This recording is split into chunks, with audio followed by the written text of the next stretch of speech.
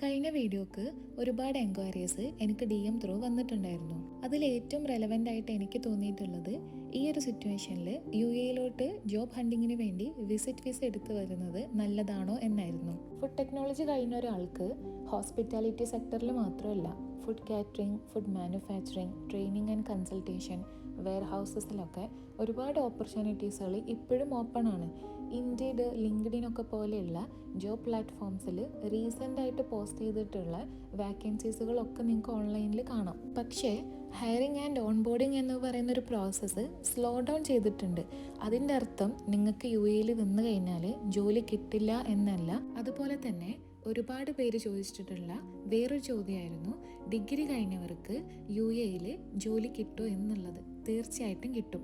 Masters കഴിഞ്ഞ ഒരാൾക്കും degree കഴിഞ്ഞ ഒരാൾക്കും UAE ജോലി കിട്ടാനുള്ള പോസിബിലിറ്റീസ് ഓൾമോസ്റ്റ് സെയിം തന്നെയാണ്. ഈ ഫീൽഡിലെ സാലറി പാക്കേജസുകളും വിസിറ്റ് വിസയ്ക്ക് വരുന്നതിന് മുന്നേ നിങ്ങൾക്ക് ശ്രദ്ധിക്കേണ്ടതായിട്ടുള്ള കുറച്ച് കാര്യങ്ങളും നിങ്ങൾക്ക് അറിയാൻ താല്പര്യമുണ്ടെങ്കിൽ പ്ലീസ് ടു കമൻറ്റ്.